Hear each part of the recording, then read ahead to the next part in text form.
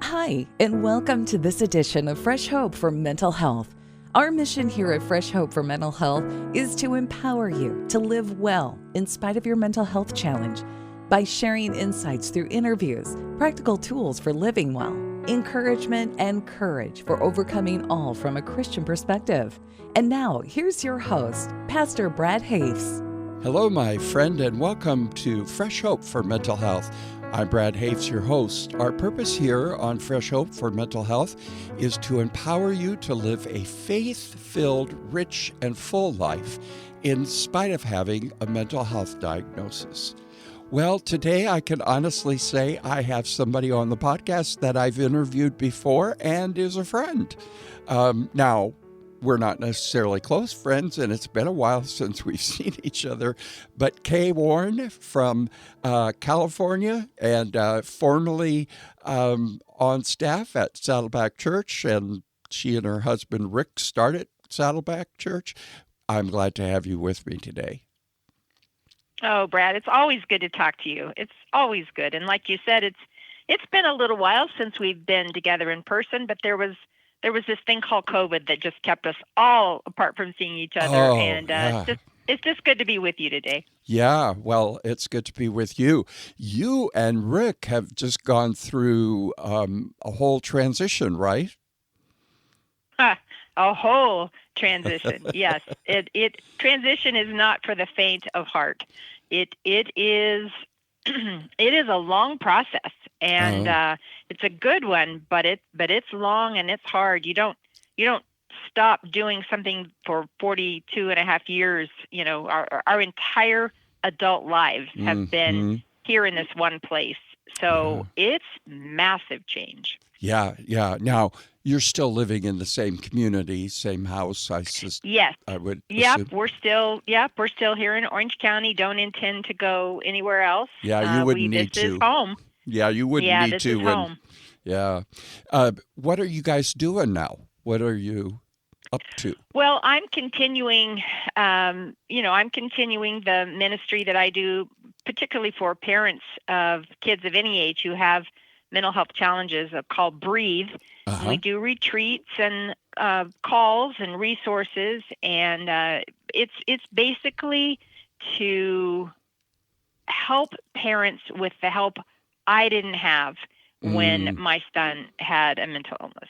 When he was alive, there was just a lack of spiritual and emotional and respite help. And so I just have such great joy in being able to provide some of that to other parents. So that's mostly what I'm doing.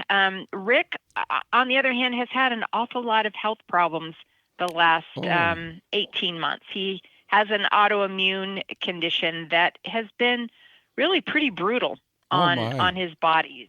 Yeah, so he kind of limped his way through his last year of leadership at Saddleback and is in a bit of a holding pattern, trying to figure out, what's the best way to manage this. It's not a life-threatening autoimmune disorder, but it is certainly a life-altering one. So, in all honesty, he's physically in a lot of pain a lot of the time. So love for your listeners to, pray for him and pray for his health to improve enough so that he can do the things that God has called him to do. Yeah, boy, we will be praying about that because thank you. Yeah, that certainly when you're looking to do this new chapter of life, he's probably raring to go and physically not able to go. Oh yeah, his brain, and his mind are active, but his body is not having it. So, we are spending a lot of time with figuring out medical stuff these days. Yeah. Okay. Well, tell him we'll be praying. And, thank you so much. Better watch out when Pentecostal Lutherans pray. No.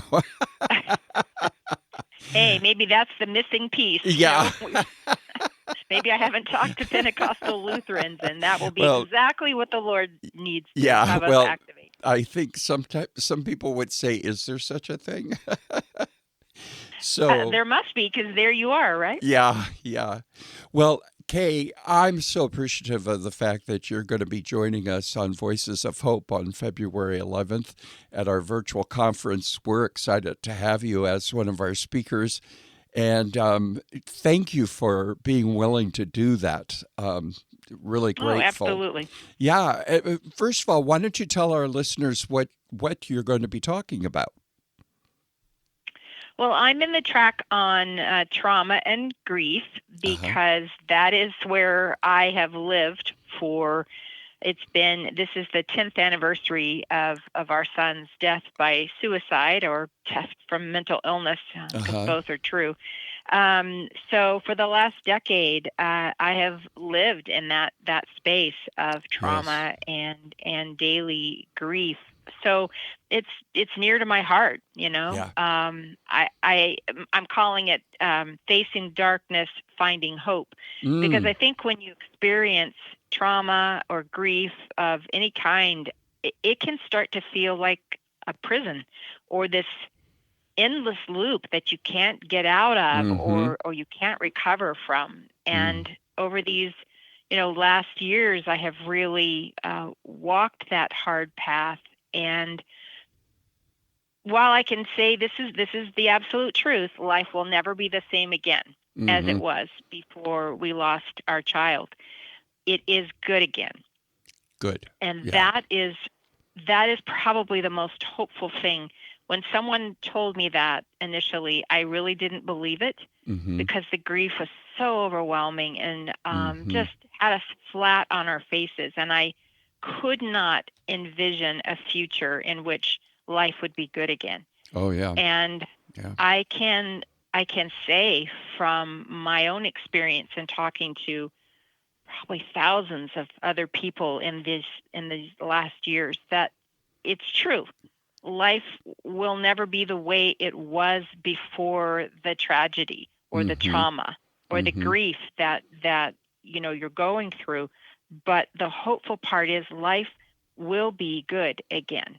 And so I want to talk about that, of how to face the darkness. I think that's one of the first ways of moving through, not moving past, not moving over, but moving through grief and trauma, is learning how to face the darkness. Yeah. And looking for the hope that is there, and it's there.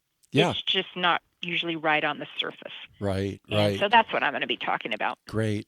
Well, since you and I've seen each other and been at a meeting out in Washington, D.C., I think it's the last time I saw you. And the one thing that we've done is we've gotten very involved in leading trauma healing groups for people through the American Bible Society and the Healing Trauma Institute.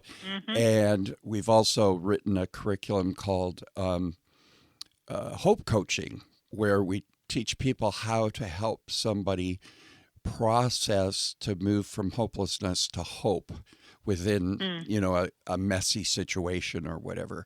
But the one thing that we've come to really understand is Christians are notorious when people are grieving and hurting and are in pain. Christians are really notorious at using what I would call toxic positivity, kind of like sugarcoating the pain, but not allowing people to really express their pain and to process it. That's the only way you can do it, right? You've got to face the darkness, like you said, and you got to go through it. And that's not fun. It's not. It's hard work. We would all prefer to go around, the darkness or around. Or build a bridge over it or something. Yeah. Exactly. Yeah. Or can I just parachute from here to there, and just bypass the painfulness of the grief and the reality? But there is no other way through. Right. There just isn't. Yep. You got to go but through. I suppose the hopeful part, though, is there is a way through, and there is a companion on the way through, and there is a friend who walks with us. Yeah. And when we can't walk, he'll carry us. Absolutely. Thank God for that. Yeah. I'm a little bit heavy for him to carry all the time, but I'm riding all the time, I tell you. You know what? He promises to do it no matter where we find ourselves on that scale. He will carry us, and he does. Yep, he does. Now, to our knowledge, Voices of Hope will be the first ever conference that's being led by peers for peers. With rare exception, all of our speakers are speaking to those who will be attending from a perspective of having been there, having lived through. And so why do you think that's important? Why is it important for you with your ministry, with the parents that you're ministering to through Breathe? Why do you think that's so important, or what piece of the process does that fill? Well, I think peer support, peer counseling, peer led anything is always the strongest way to both teach or to inform or educate or encourage, because there is just no substitute for having been there, done that. No matter what it is. The people, it just doesn't, it's like, it's so obvious that you just want to kind of like smack yourself in the head and go, well, duh.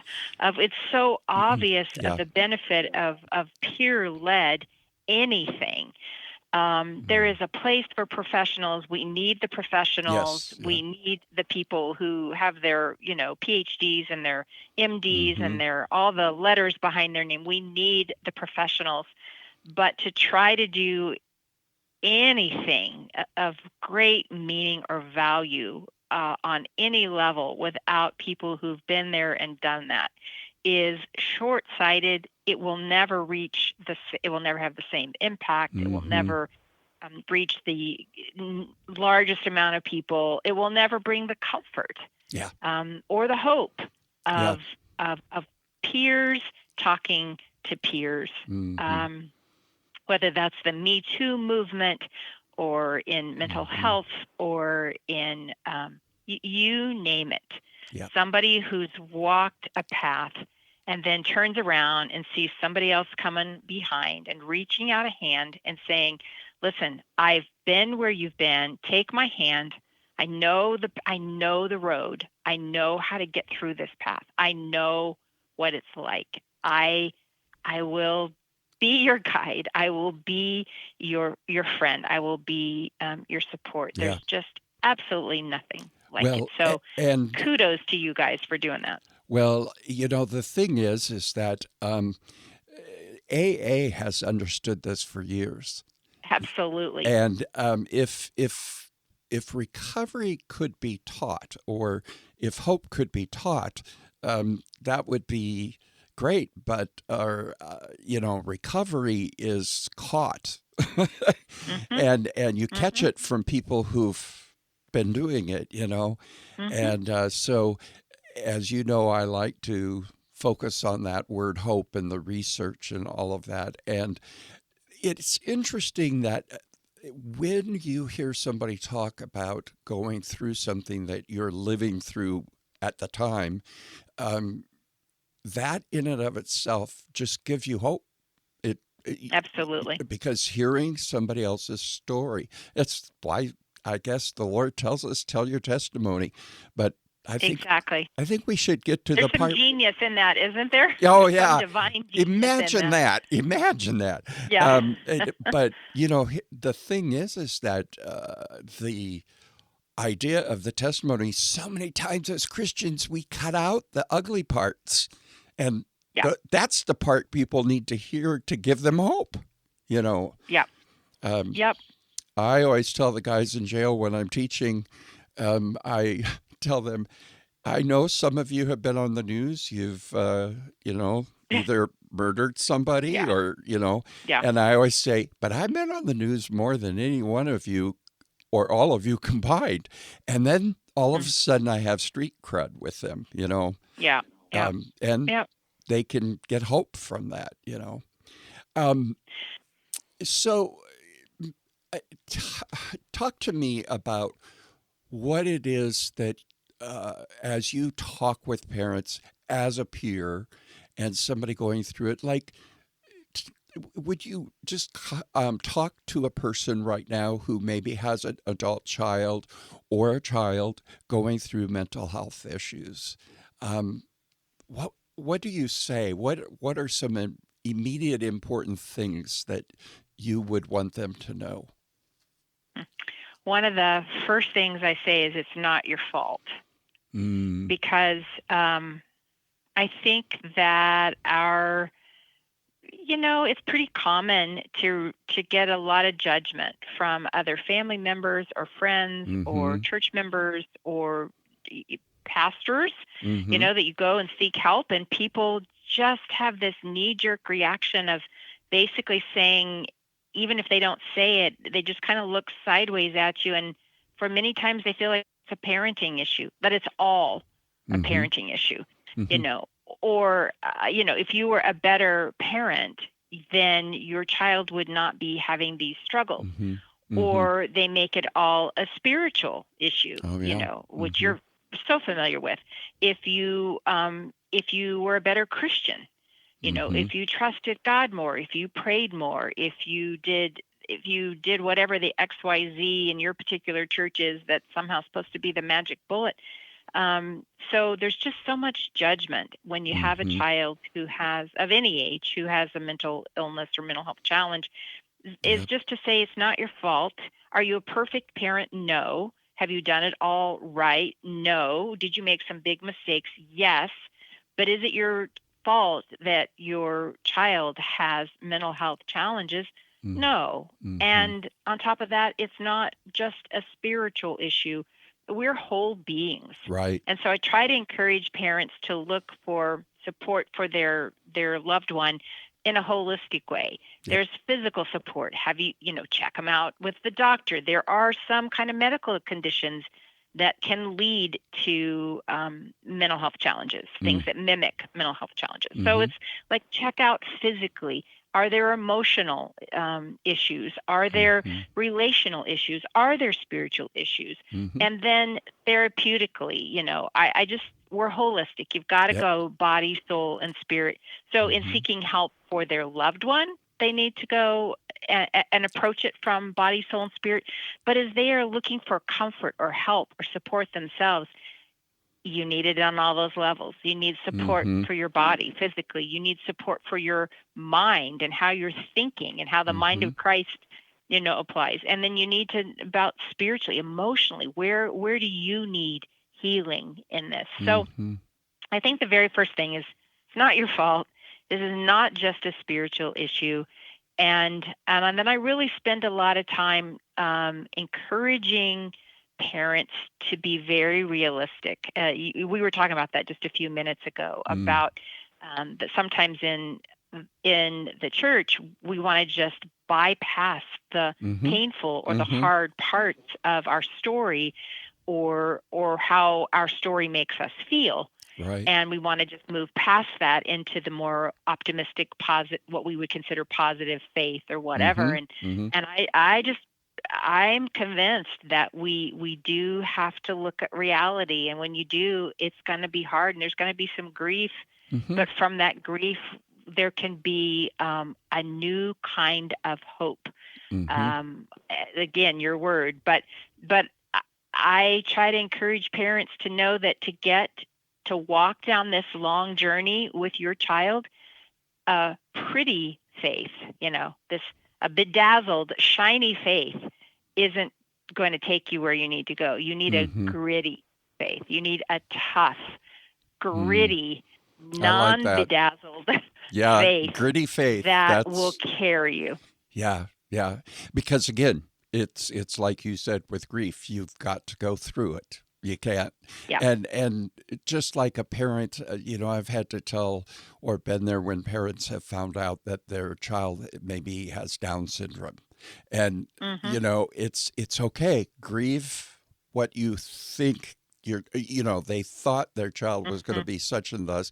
Now it's different. you're going to grieve. It's okay. Right. And Right.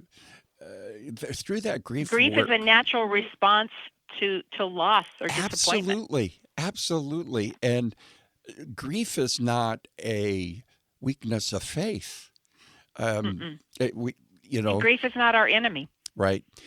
And if you don't process your pain will deal with you at some point. And It will. yeah, and it's better to process it and to go through it.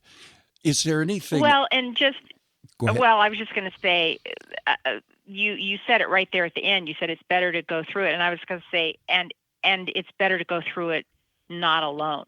It's better to go through it with another person, and that's one of the values of, as you were talking earlier, about peers leading peers, Yep. or getting help. It's the whole idea of you're not alone. You are not the only one.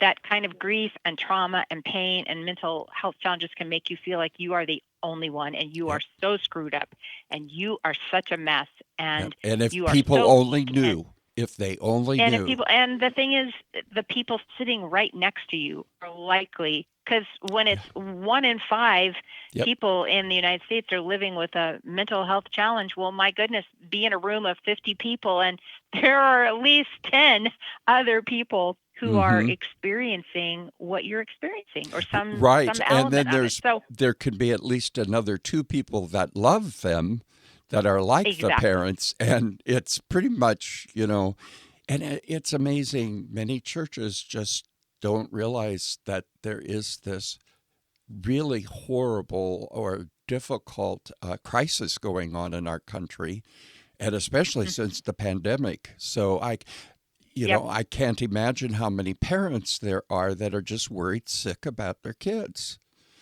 Yep.